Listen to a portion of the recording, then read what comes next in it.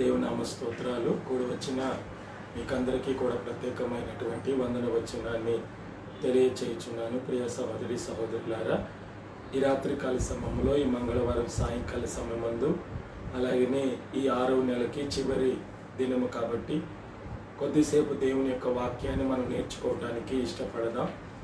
పరిశుద్ధాత్మ దేవుని యొక్క సన్నిధి, సమాధానం, సహవాసం, సహాయం దేవుడు మనకి తోడుగా నాయకుడుగా ఉండి నడిపించి సహాయం చేయాలని మీరందరూ కూడా ప్రార్థనాత్మతో ఉండమని ప్రభు పేరట మీకు మనవి చేయుచున్నాను.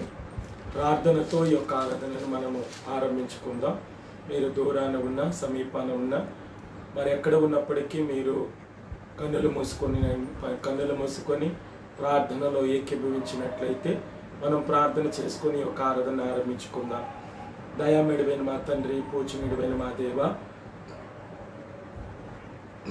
ఈ సమయంలో తండ్రి నాయన, ఈ మంగళవార సాయంకాల సమయమందు తండ్రి నాయన, కొద్దిసేపు తండ్రి నాయన నీ వాక్య భాగాన్ని ప్రభు మేము ధ్యానం చేసుకొని చుండగా నాయన, కొద్దిసేపు మీరు మాతో కూడా ఉండి తండ్రి మాట్లాడుటకు మీరే దిగిరమ్మని ప్రార్థిస్తున్నాను. యేసయ్యా తండ్రి, నీ యొక్క నాయన నామములో, నీ యొక్క కృపలో తండ్రి నాయన ప్రభు మీరు మమ్మలను ఆశీర్వదించి దీవించి వర్ధిలింప చేయుటకు మీరే దిగిరమ్మని ప్రార్థిస్తున్నాను. ప్రభా, కీర్తనలు ప్రభా 29:4 చెప్తున్నారు, యెహోవా స్వరము బలమైనది, ఆయన స్వరము ప్రభావం కలదంటున్నారయ్యా. ప్రభావం కలిగిన నీ స్వరము ద్వారా మాతో మాట్లాడుటకు మీరే దిగిరమ్మని ప్రార్థిస్తున్నాను. 115వ కీర్తన 1వ వచనములో కీర్తనకారుడు ప్రభు ఈ రీతిగా మాట్లాడుచున్నాడయ్యా, మాకు కాదు యెహోవా, మాకు కాదు, నీ కృపా సత్యములను బట్టి నీ నామమునకే మహిమ కలుగును గాక. పరిశుద్ధాత్మదేవ, కొద్దిసేపు నాయన మీరు మాతో కూడా ఉండి మాట్లాడుటకు మీరు దిగిరమ్మని ప్రార్థిస్తున్నాను తండ్రి.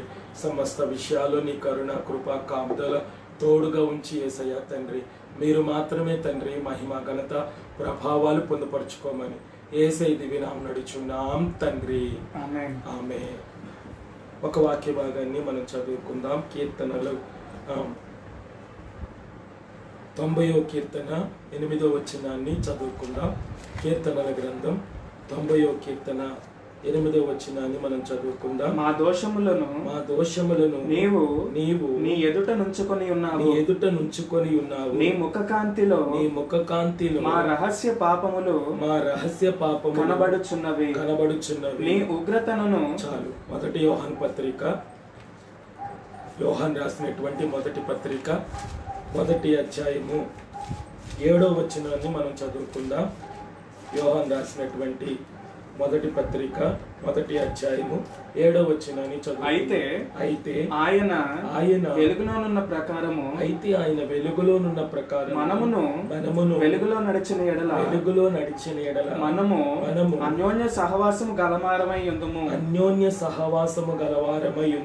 అప్పుడు ఆయన కుమారుడైన యేసు రక్తము ప్రతి పాపము నుండి మనలను పవిత్రులుగా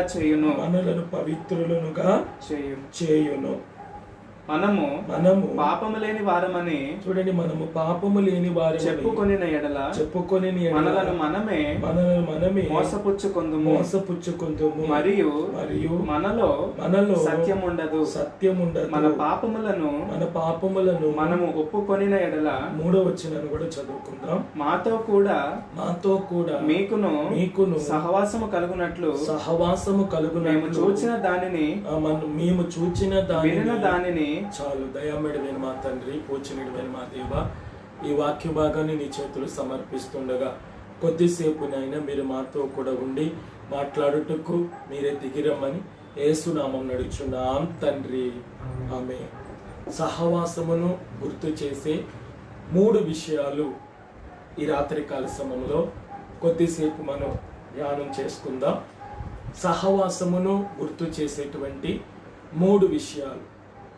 ఒకటి, దేవునితో మనకున్న సహవాసం. రెండవది, పరిశుద్ధులతో మనకున్న సహవాసం. మూడవది, మనతో మనకున్న సహవాసం. అంటే సహవాసాన్ని గుర్తు చేసేటువంటి 3 విషయాలు ఈ రాత్రికాల సమయంలో కొద్దిసేపు దేవుడు మనతో కూడా ఉండి మాట్లాడి సహాయం చేయాలని మీరందరూ కూడా ప్రార్థనాత్మతో ఉండమని ప్రభు పేరిట మీకు మనవి చేస్తున్నాను. మీరు ఎక్కడున్నప్పటికీ దేవుని పేరిట దేవుని నామములో మీరందరూ కూడా ప్రార్థనాత్మతో ఉండమని ప్రభు పేరిట మీకు మనవి చేయుచున్నాను. ఇక్కడ అపోస్తలుడైనటువంటి యోహాను అంటే యేసు ప్రభు రొమ్మున ఆనుకున్నటువంటి యోహాను, అలాగే జబదయి కుమారులలో ఒకడైనటువంటి యోహాను, అలాగే 12 మంది శిష్యులలో ఒకడైనటువంటి యోహాను. ఈ యోహాను రాస్తున్నటువంటి సహవాసమును గురించి, సహవాసాన్ని గుర్తు చేసేటువంటి 3 విషయాలు ఈ రాత్రి మీతో చెప్పాలని ఆశపడుతున్నాను. అంటే ఈ లోకములో చాలా రకాలైనటువంటి సహవాసాలు ఉన్నాయి అండి. చాలామంది తల్లిదండ్రులు తమ బిడ్డల గురించి చెప్తూ ఉంటారు, అరే పలానా వాళ్ళతో సహవాసం చెయ్యి, పలానా వాళ్ళతో సహవాసం చేయొద్దు అంటారు. అంటే సహవాసం అనేది ఈ లోకములో ఒక విచ్చలవిడిగా తిరిగేటువంటి ప్రతి ఒక్కరికి కూడా ఏముందంటే సహవాసం అనేది ఉండింది. అంటే కారణం ఏంటి అంటే చెడుగా తిరిగేటువంటి వారికి చెడు సహవాసం ఉంది, మంచిగా తిరిగేటువంటి వారికి మంచి సహవాసం ఉంది, అలాగనే బుద్ధితో నడుచుకునే వారికి బుద్ధితో కూడినటువంటి సహవాసం ఉంది. అంటే సహవాసం అంటే ఎదుట వ్యక్తితో ఇంకొక వ్యక్తి కలిసి మంతి జరిగే దానిని సహవాసం అన్నారు. ఈ లోకంలో చాలా రకాలైనటువంటి సహవాసాలు ఉన్నాయి. కానీ విశ్వాసులకు తగినటువంటి 3 రకాలైనటువంటి సహవాసాల గురించి నేను మీతో చెప్పాలని ఇష్టపడుతున్నాను. ఎందుకంటే ఈ లోకంలో చాలా రకాలైనటువంటి డినామినేషన్తో కూడినటువంటి సహవాసాలు ఉన్నాయి. అలాగనే లోక భక్తితో కూడినటువంటి అనేక రకాలైనటువంటి పలు సహవాసాలు ఉన్నాయి.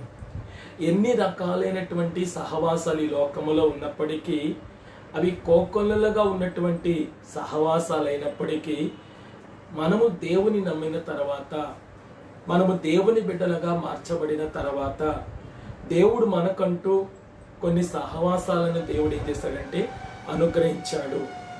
మరి ఆ సహవాసాన్ని గురించి ఈ రాత్రి కాల సమయంలో కొద్దిసేపు నేను మీతో మాట్లాడటానికి ఇష్టపడుతున్నాను.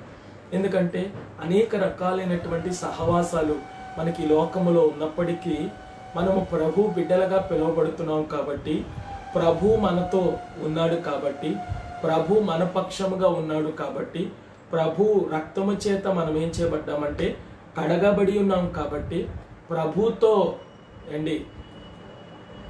ఏ విధంగా ఒక వ్యక్తి విశ్వాసిగా ఉండి సహవాసం చేయాలి, సహవాసాన్ని గుర్తు చేసేటువంటి 3 విషయాలు నేను మీతో ఈ రాత్రికాల సమయంలో పంచుకోవటానికి ఇష్టపడతాను. ఒకటి, దేవునితో మనకున్న సహవాసం.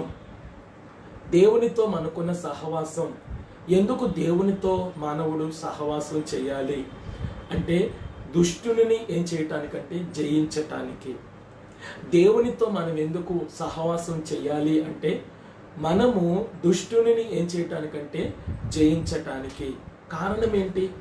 ఈ లోకములో అపవాది ఉన్నాడు, ఈ లోకములో దుష్టుడు ఉన్నాడు, ఈ లోకములో దుష్ట సాంగత్యం ఉంది. అందుకని దుష్ట సాంగత్యము మంచి నడవడిని చెరుపును అంటున్నాడు. అంటే దుష్ట సహవాసము మంచి నడవడిని ఏం చేస్తుందంటే చెరుపును అంటుంది. మరి దుష్ట సహవాసము దుష్ట సాంగత్యము, దుష్ట సహవాసము మంచి నడవడిని చెరిపివేస్తుంది. కాబట్టి మనము ఎవరితో సహవాసం కలిగి ఉండాలి? ఎవరితో సహవాసం కలిగి ఉండాలంటే విశ్వాసి దేవునితో ఏం కలిగి ఉండాలంటే సహవాసం కలిగి ఉండాలి. ఎందుకని దేవుడు మన ఎడల తన ప్రేమను ఏం చేస్తున్నాడంటే వెల్లడి పరుచుచున్నాడు. ఎందుకు దేవుడు మన ఎడల తన ప్రేమను వెల్లడి పరుచుచున్నాడు అంటే ఎట్లనగా మనం ఇంకనూ పాపులమై ఉండగానే క్రీస్తు మన కొరకు ఏమయ్యను చనిపోయాను అంటాడు రోమాపత్రిక 10వ అధ్యాయము 9వ వచనములో. అంటే మనం ఇంకనూ పాపులమై ఉండగానే క్రీస్తు మన కొరకు ఏమయ్యాడు చనిపోయాడు. అంటే మనము ఘోర పాపులము. మరి పాపులందరిలో ప్రధాన పాపిని అన్నాడు పౌలు. మరి పాపులందరిలో ప్రధాన పాపిని అని పౌలు అనటానికి కారణం ఏంటంటే ఈ లోకములో పాపముతో కూడినటువంటి విషయాలు, అనేక రకమైనటువంటి విషయాలు ఉన్నాయి. ఈ లోకములో పాపముతో కూడినటువంటి అనేక రకాలైనటువంటి విషయాలు ఉన్నప్పటికీ ఆ విషయాలన్నీ కూడా మనము దుష్టుని ఏం చేయాలంటే జయించటానికి, మనము దుష్టునితో సాంగత్యం చేయకుండా ఉండటానికి. ఎందుకు? మనిషి పాపములో పుట్టినవాడు, పాపములోనే పెరిగినవాడు, పాపములోనే నా తల్లి నన్ను గర్భమున ధరించినది అంటాడు పౌలు. మరి ఎట్లనగా దేవుడు మన ఎడల తన ప్రేమను వెల్లడిపరచుచున్నాడు.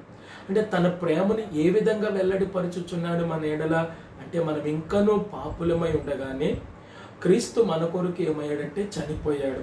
మరి క్రీస్తు మన కొరకు ఎందుకు చనిపోయాడు అన్న విలువను తెలుసుకొని, క్రీస్తు నీ కోసమే చనిపోయాడు అన్నటువంటి విలువ నీకు తెలిసినట్లయితే, క్రీస్తు నీ కోసమే తన ప్రాణం పెట్టాడు, క్రీస్తు నీ కోసమే జన్మించాడు, క్రీస్తు నీ కోసమే బ్రతికాడు, క్రీస్తు నీ కోసమే అద్భుతాలు, స్వస్థతలు, సూచకకార్యాలు భూలోకములో చేశాడు, క్రీస్తు నీ కోసమే శ్రమ పడ్డాడు, క్రీస్తు నీ కోసమే శిలువ మరణం పొందాడు, క్రీస్తు నీ కోసమే మరణించి ఏమయ్యాడంటే తిరిగి లేచాడు అని చెప్పి నువ్వు ఎప్పుడైతే హృదయంలో విశ్వసిస్తావో, ఆ రోజు నువ్వు విశ్వసించిన రోజు, అయ్యో ప్రభు నా కోసం చనిపోయాడు, ప్రభు నా కోసం తన సొంత ప్రాణాన్ని పెట్టాడు, ప్రభు కోసం నేనేం త్యాగం చేయగలను, ప్రభువుకి నేనేమి ఇవ్వగలను, ప్రభువుకి నేనేమి త్యాగం చేయగలను, ప్రభువుకి నేనేమి ఇవ్వగలనని నువ్వు హృదయంలో విశ్వసించినటువంటి వ్యక్తివైతే ప్రభుతో సహవాసం చేయటానికి ఏమవుతావంటే ఇష్టపడతావు. ఎందుకు ప్రభుతో నువ్వు సహవాసం చేయాలి అంటే, ప్రభు నీ కోసం ప్రాణం పెట్టాడు కాబట్టి, ప్రభువు నీ కోసం ప్రాణం పెట్టాడు కాబట్టి ప్రభువుతో నువ్వేం చేయాలంటే సహవాసం చేయాలి. ఒకరోజు సాధు సుందర్ సింగ్ తన యొక్క తల్లిదండ్రులను విడిచిపెట్టి తన లోకంలో ఉన్నటువంటి ఆ ధనాన్ని, తల్లిదండ్రుల ద్వారా వచ్చేటువంటి స్వాస్యాన్ని, ఎందుకంటే ఆ రోజుల్లోనే గొప్ప ధనవంతుని కుమారుడు ఎవరంటే సాధు సుందర్ సింగ్.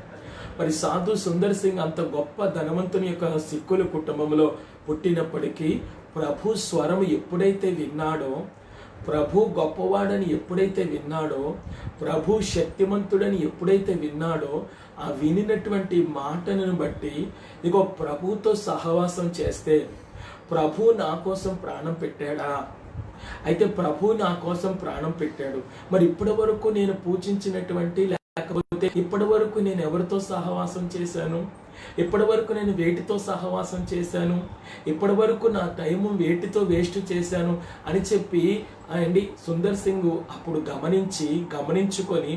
గమనించుకొని తన జీవిత విధానాన్ని, తన జీవిత చర్యని ఏం చేశాడంటే సుందర్ సింగ్ మార్చుకొని, తల్లిదండ్రుల కంటే దేవుడే నాకు ఎక్కువ, అలాగే తల్లిదండ్రులు ఇచ్చే ఆస్తి కంటే దేవుడే నాకు ఎక్కువ, అలాగనే ఈ లోకములో ఉన్నటువంటి స్నేహితుల యొక్క స్నేహం ద్వారా వచ్చేటువంటి ఆ స్నేహములో వచ్చే సహవాసములో వచ్చేటువంటి మాధుర్యము కంటే దేవుడే నాకు ఎక్కువ. అయితే నేను దేవునితో సహవాసం చేస్తే దేవుడు నాకు ఇంకా అనేకమైన విషయాలు తెలియచేస్తాడు.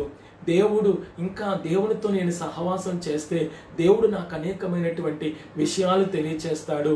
దేవుని యొక్క గొప్పతనాన్ని, దేవుని యొక్క ఔన్నత్యాన్ని, దేవుని యొక్క ఉన్నతమైన స్థితిని, దేవుని ప్రేమలో ఉన్నటువంటి లోతును, ఎత్తును, వెడల్పును అలాగనే పొడవును తెలుసుకోవాలన్నటువంటి ఆకాంక్ష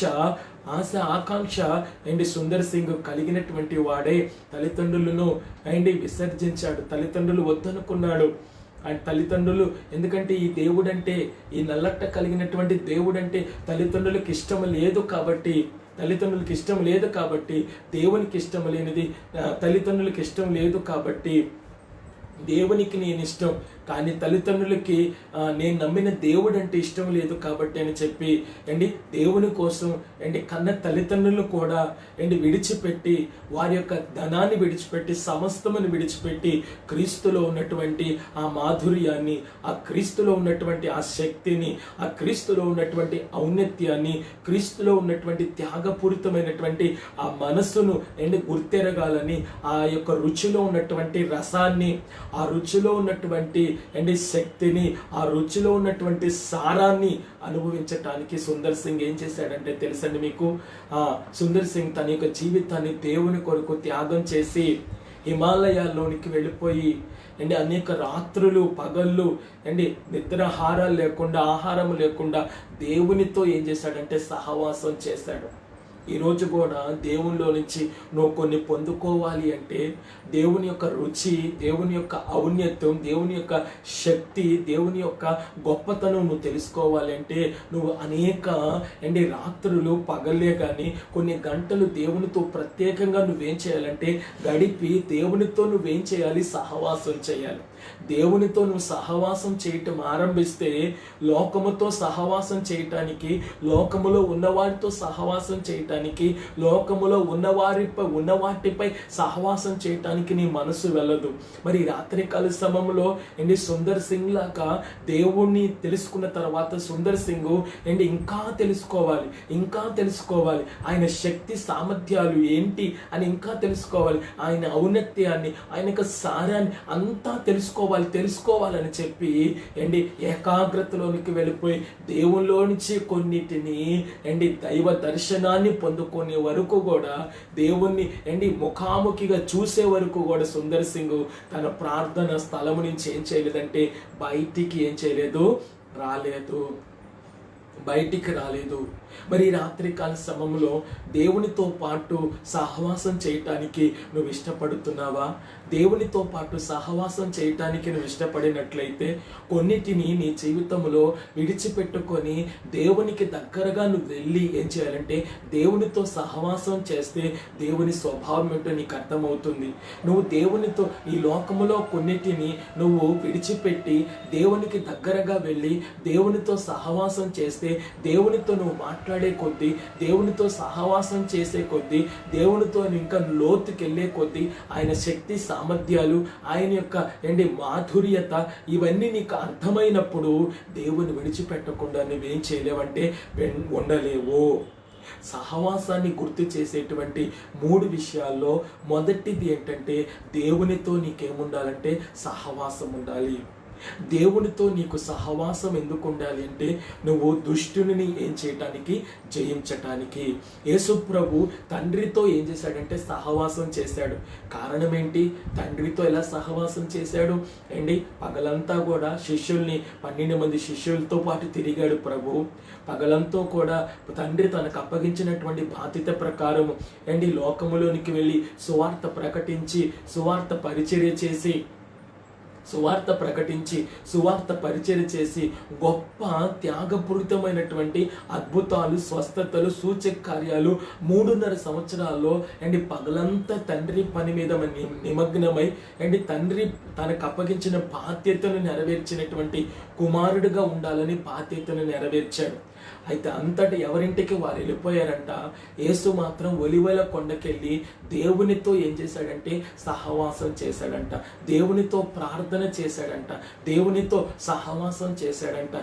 ఈ లోకానికి ఆయన శరీరుడుగా వచ్చాడు, ఈ లోకానికి మనిషి కుమారుడిగా వచ్చాడు, ఈ లోకానికి రక్త మాంసములలో పాలివాడుగా ఈ లోకానికి నజరేయుడైన యేసుక్రీస్తు వచ్చాడు. కాబట్టి మనము దేవుడు కాబట్టి ఆయన చేశాడు, మనమైతే చేయలేము అని అనుకుంటామని ఆయన నరవతారిగా ఈ లోకానికి వచ్చి మానవుడు ఏదైతే చేయలేనని చెప్పకుండా ఉండటానికి, మానవుడు చేయగలడు అని నిరూపించటానికే ఆయన మానవ అవతారం ఎత్తటానికి కారణం. ఎందుకంటే దేవుడుగా వస్తే గుర్తించలేరు, కానీ దేవుడు మానవుడిగా వస్తే మరి మనతో పాటు. అందుకనే యాకోబు పత్రికలో యాకోబు చెప్తున్నాడు ఏలియా విషయమై, ఏలియా కూడా మనలాంటి స్వభావం కలిగినటువంటి మనుష్యుడే. అయితే ఏలియా కూడా మనలాంటి స్వభావం కలిగినటువంటి మనుష్యుడే అని రాశాడు. మరి మనలాంటి స్వభావం కలిగినటువంటి మనుష్యుడే అని మాట మాత్రమే కాదు, అతడు ఆసక్తితో ప్రార్థన చేయగా. అంటే మరి ఏలియాకి అటువంటి ఆసక్తి ఎక్కడి నుంచి వచ్చిందండి? ఈ రాత్రి దేవునితో నీకు ఆసక్తి ఎప్పుడు వస్తుందంటే దేవుని క్రియల మీద నువ్వు దృష్టి పెట్టి దేవునితో పాటు నువ్వు సహవాసం చేస్తే, దేవునితో పాటు నువ్వు సహవాసం చేస్తే ఈ లోకములో ఉన్నటువంటి దుష్టుని దుష్టుని నువ్వేం చేయగలవంటే జయించగలవు.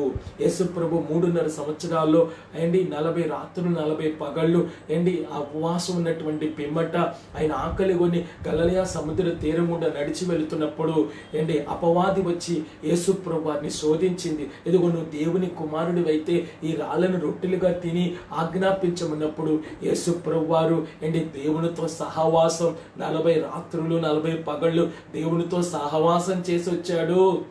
ఈ ఆకలి ఏ పాటిదని దుష్టుడు ఏం చేయలేకపోయాడంటే గమనించలేక సాతాను దుష్టుడు యేసు ప్రభుల వారిని శోధించినప్పుడు యేసు ప్రభు ఏమన్నాడు తెలుసా?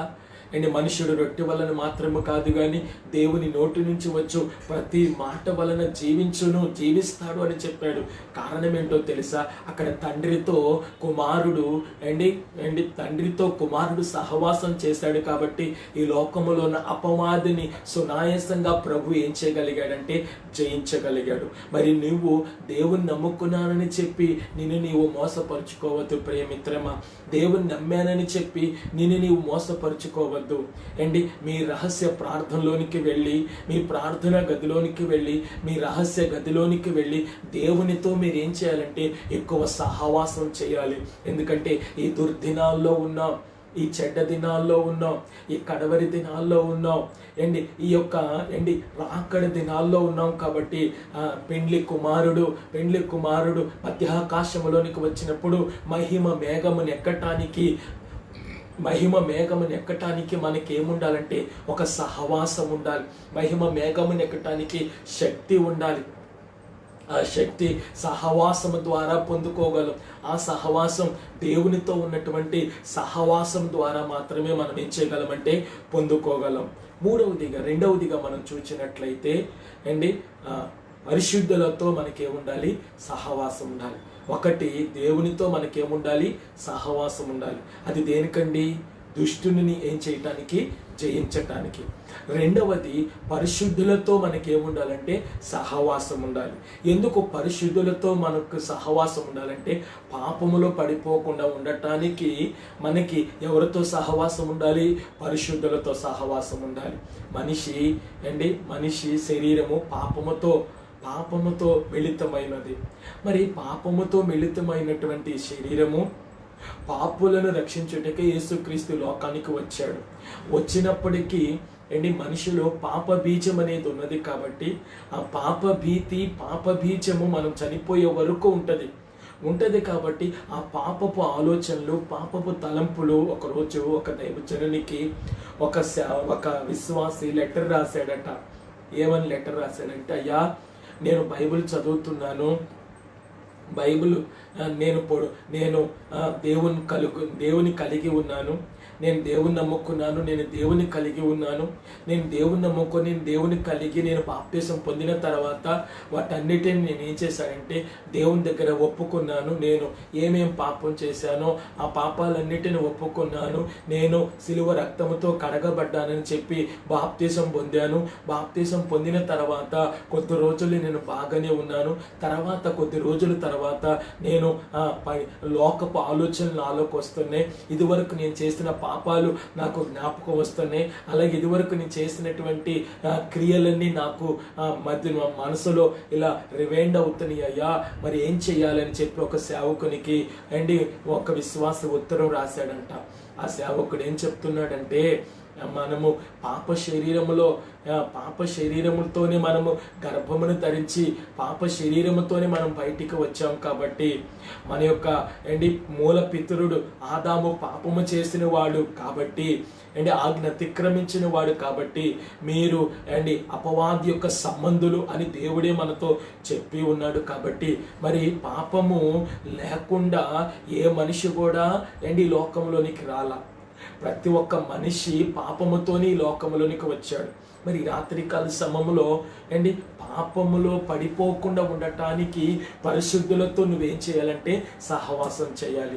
ఎందుకు పాపములో పడిపోకుండా ఉండటానికి పరిశుద్ధులతో సహవాసం చేయాలి అంటే, నువ్వు దేవుని నమ్ముకున్న తర్వాత, బాప్తిసం పొందిన తర్వాత నీకు అలాంటి కలలు, పాత పాపపు ఆలోచనలు, పాత పాపము, ఇదివరకు తిరిగినటువంటి తిరుగుళ్ళు, ఇదివరకు మాట్లాడినటువంటి మాటలు, ఇదివరకు చూసినటువంటి ఆ సినిమా, ఇవన్నీ కూడా నీ మనసులో మెదులుతూ ఉన్నప్పుడు వెంటనే ఆ దేవజనుడు ఏం చెప్పాడంటే, నీకు అలాంటి ఆలోచనలు కలిగినప్పుడు వెంటనే బైబిల్ చదవటం ప్రారంభించు. అలాగే లేకపోతే నీకు బైబిల్ అందుబాటులో చదవటం, నీకు బైబిల్ ఇష్టం లేకపోతే పాపముని జయించటానికి పరిశుద్ధులు రాసినటువంటి జీవ చరిత్రలు ఉన్నాయి. పరిశుద్ధులు రాసినటువంటి జీవ చరిత్రలు ఉన్నాయి. ఆ జీవిత చరిత్రలను, ఆ పుస్తకాలను కొనుక్కో, ఆ పుస్తకాలను చదువు, బైబిల్ను చదువు, ఆ పుస్తకాలను చదువు. అలాగే నీకు కొన్ని భక్తులు రాసినటువంటి స్తుతుల పుస్తకాలు ఉన్నాయి. ఆ స్తుతుల పుస్తకాలు నువ్వు కొనుక్కొని నీ దగ్గర పెట్టుకొని ఆ స్తుతుల పుస్తకాలు చదువుతూ ఉండు. ఆ స్తుతుల పుస్తకం చదువుతూ ఉండగా, స్తుతులు చెల్లిస్తూ ఉండగా, లేకపోతే బైబిల్ చదువుతూ ఉండగా, నువ్వు బైబిల్ చదువుతూ ఉండగా పాపములో నుంచి నువ్వు జయము పొందటానికి, పాపములో నుంచి జయము పొందటానికి నువ్వు బైబిల్తో సహవాసం చేయి. అలాగే పరిశుద్ధ జీవిత చరిత్రలు రాసినటువంటి భక్తుల యొక్క చరిత్రను చదివి, ఆ చదివినటువంటి వారి చరిత్రతో నువ్వు సహవాసం చేయి. అలాగనే ప్రార్థన చేయటానికి నువ్వు వెళ్ళి కూర్చొని ఆ ప్రార్థన చేస్తున్నప్పుడు దేవునితో, నీ ప్రార్థన గదిలో దేవునితో సహవాసం చేయి అని చెప్పి ఆ దైవజనుడు సమాధానం చెప్పాడంట. మరి రాత్రికాల సమయంలో పరిశుద్ధులతో నీకేముండాలంటే సహవాసం ఉండాలి. యేసు ప్రభును సొంత రక్షకునిగా అంగీకరించిన తర్వాత మరలా నువ్వు పాపంలో పడిపోకుండా ఉండాలి అంటే, చాలామంది ఏమంటారంటే, బాప్తిసం తీసుకోబాక, నువ్వు బాప్తిసం తీసుకుంటే శోధనలు ఏం చేయాలంటే జయించాలి, శోధనలో పడిపోతావు అంటారు చాలామంది. బాప్తిసం తీసుకుంటే శోధనలో పడిపోమండి. బాప్తిసం తీసుకున్న తర్వాత, ముందు మనం ఎలా ఉన్నామో తీసుకున్న తర్వాత కూడా మనం అలాగే ఉంటే మనకి శోధనలు వస్తాయి, పడిపోతాయి. కానీ బాప్తిసం పొందకముందు మన పాత జీవితం ఉంది. బాప్తిసం పొందిన తర్వాత మరి నూతనమైన జీవితం జీవిస్తున్నప్పుడు శోధకుడు మనల్ని శోధించడు. ఒకవేళ శోధించిన ఆ శోధనలోంచి మనం ఏం పొందుతామంటే విజయం పొందుతాం. కారణం ఏంటంటే, నువ్వు బాప్తిసం పొంది ఆయన బిడ్డగా మార్చబడిన తర్వాత ఆయనతో పాటు మాత్రమే నువ్వు నడుస్తూ ఉండాలి. అలాగనే ఒకవేళ పాపము ఆలోచన, పాపపు తలంపులు పాపపు క్రియలు నీ కళ్ళ ముందు కనిపిస్తున్నప్పుడు నువ్వు ఇలాంటి ఆలోచనలు వచ్చినప్పుడు నువ్వు పడిపోకుండా ఉండటానికి, నువ్వు జారిపోకుండా ఉండటానికి, నువ్వు చెడిపోకుండా ఉండటానికి దేవుడు నీకు ఒక సంఘం అనేది ఏర్పాటు చేశాడు. ఆ సంఘములో పరిశుద్ధులు ఉన్నారు. అలాగే పరిశుద్ధులతో నువ్వేం చేయాలంటే సహవాసం చేయాలి. ఎందుకు పరిశుద్ధులతో సహవాసం చేయాలి? పరిశుద్ధులతో నీకెందుకు సహవాసం అంటే, పరిశుద్ధులతో నువ్వు సహవాసం చేసినప్పుడు పరిశుద్ధుల సహవాసములో పరిశుద్ధుని గురించే మాట్లాడతారు తప్ప పరిశుద్ధుల సహవాసములో పాపపు ఆలోచనలు ఉండవు. అందుకనే ప్రతిరోజు మందిరంలోనికి వెళ్ళి ప్రార్థన చేసుకొని, ప్రతిరోజు మనకు ఎందుకు ప్రార్థనలు అంటే, ప్రతిరోజు ఎందుకు దేవుని వాక్యం వింటున్నాము అంటే, ప్రతిరోజు ఎందుకు ప్రార్థనలు, ప్రతిరోజు ఎందుకు మందిరానికి వెళుతున్నామంటే, మనము పాపములో పడిపోకుండా ఉండటానికి పరిశుద్ధులతో రోజు సంఘములో ఏం చేస్తున్నామంటే సహవాసం చేస్తున్నాం. అందుకే ఎబ్రీ పత్రికలు అంటాడు, సమాజముగా కూడుట మానక అంటాడు. అంటే సమాజముగా కూడుట మానక అంటే సమాజముగా కూడమనేగా దేవుడు చెప్తున్నాడు. అపోస్తల కార్యం 2వ అధ్యాయం మీరు 42వ వచనంలో చదివితే, వారు ప్రార్థన చేయటి యందును, అలాగే రొట్టె విరుచుట యందును, సహవాసమందును ఎడతెగక ఉండిరి. అంటే సహవాసములో వారు ఎడతెగక, ఎందుకు సహవాసములో ఎడతెగక ఉన్నారు అంటే, ఇది అపోస్తలు యేసు ప్రభు వారు పరమునకు వెళ్ళిన తర్వాత వీరు 40 రోజులు యేసు ప్రభు వెళ్ళిపోయినటువంటి 40 రోజు ఆయన ఆరోహణమై వెళ్ళాడు. 10 రోజులు వారు దైవ సన్నిధిలో కనిపెట్టి మోకరించి ప్రార్థన చేశారు. 50వ రోజు పెంతెకోస్తు దినాన పరిశుద్ధాత్మ దేవుడు వారు కూర్చున్న ఇల్లంతా నిండినప్పుడు పేతురు ఒక్కరు లేచి నిలబడి లేచి నిలబడి ప్రసంగం చేసినప్పుడు పేతురు ప్రసంగం ద్వారా 3,000 మంది ఏం పొందారంటే మారు మనసు పొందారు.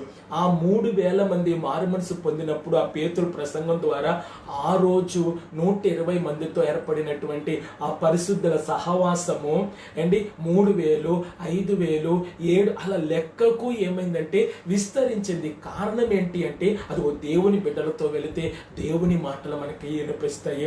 దేవుని బిడ్డలతో వెళితే పాపాన్ని జయించగలుగుతాం. దేవుని బిడ్డలతో సహవాసం చేస్తే పాపాన్ని జయించగలుగుతాం. పరిశుద్ధులతో సహవాసం చేస్తే పాపాన్ని జయించగలుగుతాం. పరిశుద్ధులతో సహవాసం చేస్తే లోకాన్ని జయించగలుగుతాం. పరిశుద్ధులతో సహవాసం చేస్తే లోక సమస్యలను జయించగలుగుతాం. పరిశుద్ధులతో సహవాసం చేస్తే లోకములను కొన్ని అలవాట్లకు మనం దూరం అవుతాం. అలాగే పరిశుద్ధులతో సహవాసం చేస్తే దేవునిలో నుంచి కొన్ని లోతైన విషయాలు మనం నేర్చుకోగలుగుతాం. పరిశుద్ధులతో సహవాసం చేస్తే మనం కూడా పరిశుద్ధులుగా మారతాం అన్నటువంటి ఆలోచన నీలోనికి రావాలి. నీలోనికి రానంత కాలము నీకు దేవుని గురించినటువంటి అవగాహన, అలాగనే పరిశుద్ధులను గురించినటువంటి అవగాహన నీకు కలగనంత వరకు కూడా నువ్వు దేవుని నమ్మినా నీలో మార్పు రానట్టే. మూడవది నీతో నీకేముండాలంటే సహవాసం ఉండాలి. నీతో నీకేముండాలి? సహవాసం ఉండాలి. నీతో నీకు సహవాసం ఏంటండి? ఒకటి సహవాసమును గుర్తు చేసే 3 విషయాలు. ప్రసంగ అంశం ఏంటండి? సహవాసాన్ని గుర్తు చేసే 3 విషయాలు. ఒకటి దేవునితో మనకు సహవాసం. రెండవది పరిశుద్ధులతో మనకు సహవాసం. మూడవది మనతో మనకేది? సహవాసము. మనతో మనకేంటి? సహవాసం. కారణం ఏంటి మనతో మనకేంటి సహవాసం? అయితే ఇక్కడ యోహాన్ అంటున్నాడు, మాతో కూడా మీకును ఏమున్నది? సహవాసం ఉన్నది అంటాడు. అంటే మాతో కూడా మీకును సహవాసము అంటే దేవుడు సమాజముగా ఏర్పాటు చేశాడు కాబట్టి, సంఘముగా ఏర్పాటు చేశాడు కాబట్టి మనము దేవునితో సహవాసం కలిగి ఉండాలి. మనము పరిశుద్ధులతో సహవాసం కలిగి ఉండాలి. మూడవది మనకు ఏముండాలంటే మనతో కూడా మనకేముండాలంటే సహవాసం ఉండాలి. కారణం ఏంటి అంటే నువ్వు వ్యక్తిగత ప్రార్థన జీవితంలో గడుపుతున్నప్పుడు నీతో నీ అంతరాత్మకు ఏముండాలంటే ఒక సహవాసం ఉండాలి. కారణం ఏంటంటే నువ్వు ఎంత దూరం వెళ్ళినా చాలా మంది కొన్ని సమయాలు ఫిక్స్ చేసుకుంటారు. ఇదిగో ఈ సమయంలో ఇది చెయ్యాలి, ఇదిగో తెల్లారంగానే ఇది చెయ్యాలి, ఇదిగో తెల్లారంగానే ఇక్కడికి వెళ్ళాలి, అక్కడికి వెళ్ళాలి, అక్కడికి వెళ్ళాలి ఒక పేపర్ మీద రాసుకుంటారు చాలా మంది. రేపటి గురించి ఉన్నటువంటిది ఈ రోజే ఒక ప్రిస్క్రిప్షన్ తయారు చేస్తారు. ఒక పేపరు, ఒక డైరీ మెయింటైన్ చేస్తారు. కొంతమంది నిన్న జరిగింది ఈ రోజు రాస్తూ ఉంటారు, ఈ రోజు జరిగింది రేపు రాస్తూ ఉంటారు. కొంతమంది డైరీ మెయింటైన్ చేస్తూ ఉంటారు, కొంతమంది పేపర్ మెయింటైన్ చేస్తూ ఉంటారు, కొంతమంది పుస్తకం మెయింటైన్ చేస్తూ ఉంటారు. అలా కొంతమంది మనసులో గుర్తు పెట్టుకొని మెయింటైన్ చేస్తూ ఉంటారు. ఇదిగో లెగంగానే ఇది చెయ్యాలి అని, రేపు లెగంగానే ఇది చెయ్యాలి అని ఇప్పుడు అనుకున్నాడు అంటే రేపు ఆ టయానికి ముందుగానే అతనికి మెలకు వచ్చి దానికి అలారంతో పని లేదు. ఎందుకంటే రేపు చేయాలనుకున్నది ఈ రోజు మనసులో ఫిక్స్ చేసుకున్నాడు కాబట్టి అలారం లేపకుండానే లెగిసిపోతాడు. కారణం ఏంటంటే తన మనసుతో తనకి ఏముందంటే ఒక సహవాసం ఉంది. రేపటి దినాన ఇది చెయ్యాలి అని, రేపటి దినాన ఇది చేయాలి అని. కారణం ఏంటి? ఒక ఊరు వెళ్ళాలి అనుకున్న సమయంలో పలానా రోజు ఊరు వెళ్ళాలి అనుకుంటే కొంతమందికి ముందు రోజు నుంచి టెన్షన్గా ఉంటుంది, ముందు రోజు నుంచి నిద్ర పట్టదు, ముందు రోజు నుంచే సిద్ధపాటు. లేకపోతే పలానా రోజు వెళ్ళాలనుకున్నప్పుడు కొంతమంది ఒక వారం నుంచే సిద్ధపడుతూ ఉంటారు. కొంతమంది వారానికున్న సిద్ధపాటు ఉంది, కొంతమంది 3 రోజులకున్న సిద్ధపాటు ఉంది, కొంతమందికి నెల రోజులకున్న సిద్ధపాటు ఉంది, కొంతమందికి అన్ఎక్స్పెక్టెడ్గా ఉన్న సిద్ధపాటు ఉంది. కారణం ఏంటో తెలుసా? వారికి ఏముండాలంటే సహవాసం ఉండాలి. ప్రియ సహోదరి సహోదరుడా, ఈ రాత్రికాల సమయంలో దేవుడు నీతో మాట్లాడుతున్నాడు. ఏమని మాట్లాడుతున్నాడంటే, మరి నీ రహస్య గదిలో నువ్వు దేవునితో సహవాసం చేస్తానికి సహవాసం చెయ్యాలి అంటే, నువ్వు దేవునితో సహవాసం చెయ్యాలి అంటే, నువ్వు పరిశుద్ధులతో సహవాసం చెయ్యాలి అంటే, నీతో నీకేముండాలంటే సహవాసం ఉండాలి. అంటే మనతో మనకేముండాలంటే సహవాసం ఉండాలి. మనతో మనకెందుకు సహవాసం ఉండాలి అంటే, మనల్ని మనం ఏం చేయటానికంటే జయించటానికి. మనతో మనకేముండాలి? సహవాసం. అంటే దేవునితో మనకు సహవాసం ఉండాలి. ఎందుకు దేవునితో మనకు సహవాసం ఉండాలి? దుష్టుని జయించటానికి. అలాగనే పరిశుద్ధులతో మనకి సహవాసం ఉండాలి. ఎందుకు? పాపమును జయించటానికి. అలాగే మనతో మనకి సహవాసం ఉండాలి. ఎందుకు మనతో మనకు సహవాసం ఉండాలంటే, మనల్ని మనం ఏం చేయటానికి? జయించటానికి. ఏంటి మనల్ని మనం జయించటం ఏంటి? కొన్ని సందర్భాల్లో మన మనసు మన మాట ఏం చేయదంటే వినదు. కారణం ఏంటి? దైవజనుడు వాక్యం చెప్తున్నప్పుడు, ఇదిగో మీరు ఇలా ఉండండి అంటే ఉండాలని మనసు కలుగుద్ది. ఇదిగో మీరు ఇలా ఉండండి, దేవుడు మీకు ఈ విషయంలో కార్యం చేస్తాడంటే ఉంటానయ్యా అని చెప్పి దైవజనుడు చెప్తున్నప్పుడు మందిరంలో తల ఆడించే వస్తాం. కానీ ఇంటికి వచ్చేసరికి, లేకపోతే దారిలో వచ్చేసరికి, కొన్ని సందర్భాలు, కొన్ని పరిస్థితులు మనకి గుర్తొచ్చేసరికి, కొన్ని సందర్భాలు గుర్తొచ్చేసరికి, కొన్ని పరిస్థితులు గుర్తొచ్చేసరికి, లేకపోతే కొన్ని సన్నివేశాలు మనం చూసేసరికి, లేకపోతే కొంతమంది వ్యక్తులు మనం కలిసేసరికి మందిరంలో తీసుకున్న తీర్మానం ఏం చేస్తామంటే మర్చిపోతాం. మందిరంలో తీసుకున్న తీర్మానం మర్చిపోయి ఇక మనం వాళ్ళతో పడి వెళ్ళిపోతూ ఉంటారు. కొంతమంది వాళ్ళు ఎందుకు ప్రయాణం చేసి వెళ్తున్నారో తెలియదు. ఎవడన్నా ఒకటి కలిసాడంటే ఆడితో వెళ్ళిపోతూ ఉంటారు. అంటే ఇంటికాడ ఉన్నటువంటిది సమస్తం ఏమవుతారంటే మర్చిపోతారు. అంటే నీ పంచువాలిటీ మెయింటైన్ చేయాలి. దేవుని నమ్ముకున్న తర్వాత ఈ టయానికి నేను బైబిల్ చదవాలి, ఈ టయానికి నేను ప్రార్థన చేసుకోవాలి, ఈ టయానికి నేను నా పనులు చేసుకోవాలి, ఈ టయానికి నేను మందిరానికి వెళ్ళాలి అని పంచువాలిటీ మెయింటైన్ చేయాలి. అంటే నిన్ను నీవు ఏం చేయాలి? జయించాలి. నీవు జయించాలి అంటే మాతో కూడా మీకేముందన్నాడు? సహవాసం ఉంటే, అంటే మనతో మనకు ఏముండాలంటే సహవాసం ఉండాలి. అంటే నీ అంతరాత్మలో ప్రతి ఒక్క వ్యక్తిలో 2 ఆత్మలు ఉంటాయంట. ఒకటి అంతరంగ పురుషుడు, రెండవది బాహ్య పురుషుడు. అంతరంగ పురుషుడు చెప్పే మాట బాహ్య పురుషుడు వినటానికి ఇష్టపడడు. బాహ్య పురుషుడు చెప్పే మాట అంతరంగ పురుషుడు వినటానికి ఇష్టపడడు. మరి రెండిటికి కూడా ఎప్పుడు కూడా శరీరమునకు ఆత్మకును, ఆత్మ శరీరమునకును మన యొక్క మనిషిలో ఏం జరుగుతుందంటే యుద్ధములు జరుగుతూ ఉంటాయి. అందుకని జాయిస్ మేయర్ అనేటువంటి ఒక దైవజనురాలు నీ మనసు యుద్ధ రణరంగం అనే ఒక బుక్ రాసింది. కారణం ఏంటంటే మన మనసు మీద అనేకమైనటువంటి ఆలోచనలు యుద్ధమాడుతూ ఉంటాయంట. దేవుడేమో ఇలా ఉండమని చెప్తూ ఉంటాడంట. అది అంతరంగ పురుషుడు మాట్లాడుతున్నటువంటి మాట అంట. అంటే బాహ్య పురుషుడు అంటాడంట, నువ్వు ఎలా ఉండు, అలా ఉండు, అలా మాట్లాడు, ఇలా మాట్లాడినా పర్వాలేదులే, అలా మాట్లాడినా పర్వాలేదులే, ఎవరు చూడట్లేదులే, చెయ్యి అంటదంట బాహ్య పురుషుడు. ఇప్పుడు ఎవరు లేరు కదా మాట్లాడు అంటదంట బాహ్య పురుషుడు. ఇప్పుడు ఎవరు లేరు కదా చూడు అంటదంట బాహ్య పురుషుడు. అంటే ఈ రెండిటికి ఎప్పుడు కూడా యుద్ధం జరుగుతూనే ఉంటదంట మన శరీరంలో.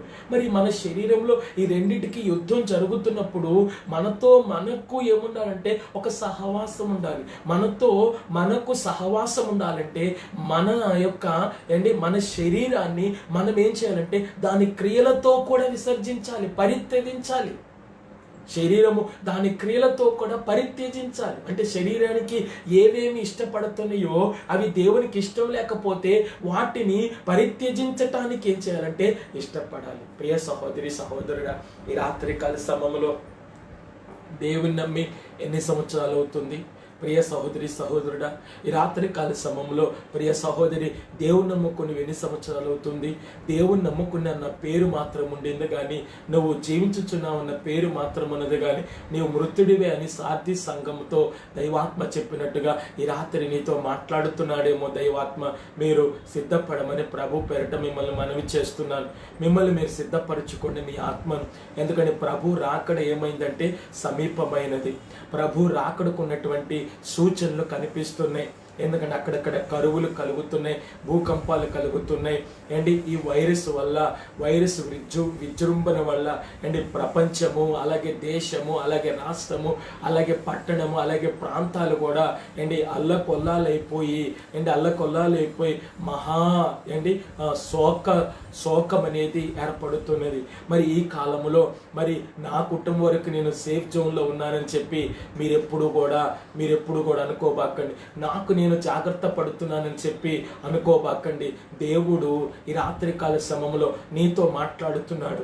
ఈ దేశానికి, ప్రపంచానికి, రాష్ట్రానికి వచ్చిన విపత్తులో నుంచి రక్షించబడటానికి అండి ప్రభు రాకడ ఏమైందంటే ఆసన్నమైంది. కాబట్టి నిన్ను నీవు ప్రియ సంగమా సిద్ధపరుచుకో. ప్రభు రాకడలో ఎత్తబడటానికి, ప్రభు రాకడలో నిన్ను నిందారహితుడుగా అండి, నిన్ను నీవు పరిశుద్ధుడుగా, నిన్ను నీవు అండి శక్తిమంతుడుగా ప్రభు ఎదుట యోగ్యునిగాను, సిగ్గుపడనక్కర్లేని పనివానిగాను కనబడటానికి నిన్ను నీవు దేవుని ఎదుట నిన్ను నీవే సరిచేసుకోవలసినటువంటి సమయం ఇది. నిన్ను నీవే సరిచేసుకోవలసినటువంటి సమయం ఇది. ఎందుకంటే కాలము సంకుచితముగా ఉన్నది. ప్రభు వచ్చుచున్నవాడు ఆలస్యం చేయక రాబోతున్నాడు. ప్రభు రాకడలో మరి నువ్వు ఎత్తబడగలవా? ప్రభు రాకడలో మరి నువ్వు విడవబడితే నీ పరిస్థితి ఏమై ఉన్నది? మరి ఇంత దేవుని తెలుసుకొని, ఇంత బాప్తిసం పొంది, ఇంత పరిశుద్ధులతో సహవాసం చేసి ఇప్పుడు పాపములో పడిపోతే ప్రయోజనం ఏంటి? క్షణభంగరమైనటువంటి ఈ జీవితం కోసం అలాగే నీటిపై ఉన్నటువంటి ఆవిరి వంటిగా ఉన్నటువంటి జీవితం కోసం, అడవి గట్టి వలె ఉన్నటువంటి జీవితం కోసం, అలాగనే మరి ఈ రాత్రి కాల సమయంలో ప్రభువును, ప్రభు ఆత్మను, ప్రభు యొక్క కృపను విడిచుకుంటున్నావేమో ప్రియమిత్రమా. నిన్ను నీవు పరీక్షించుకో, నిన్ను నీవు జ్ఞాపకం చేసుకో. ఈ రాత్రి దేవుడు నీతో ముఖాముఖిగా మాట్లాడుతున్నాడు. ఎందుకంటే ఇదే అని సరిపెట్టుకోబాక, ఇదే అనుకుంటాని దేవుని మార్గం అని అనుకోబాక. దేవుడు నీ జీవితంలో కొన్ని నూతనమైన ద్వారాలు తెరవబోతున్నాడు. దేవుడు నీ జీవితంలో కొన్ని రహస్యమైనటువంటి కార్యములు నీకు తెలియకుండా దేవుడు చేయబోతున్నాడు. అద్భుత కార్యములు చేయబోతున్నాడు, స్వస్థత కార్యములు చేయబోతున్నాడు, విడుదల కార్యములు చేయబోతున్నాడు, మహత్ కార్యములు చేయబోతున్నాడు. ఈ రాత్రి కాల సమయంలో ప్రభు ముఖాముఖిగా మీతో మాట్లాడుతున్నాడు ప్రియమిత్రమా. ఎందుకంటే దేవునితో సహవాసం విడిచిపెట్టావేమో, దుష్టుని జయించలేక ఓడిపోతున్నావేమో. ప్రభుతో నీకు దేవునితో నీకు సహవాసం ఉంటే దుష్టుని నువ్వు జయించగలుగుతావు. హల్లెలూయా. పరిశుద్ధులతో నీకు సహవాసం ఉంటే పాపములో పడిపోకుండా నువ్వు దేవుని కొరకు నిలబడగలుగుతావు. నీతో నీకు అంటే మనతో మనకు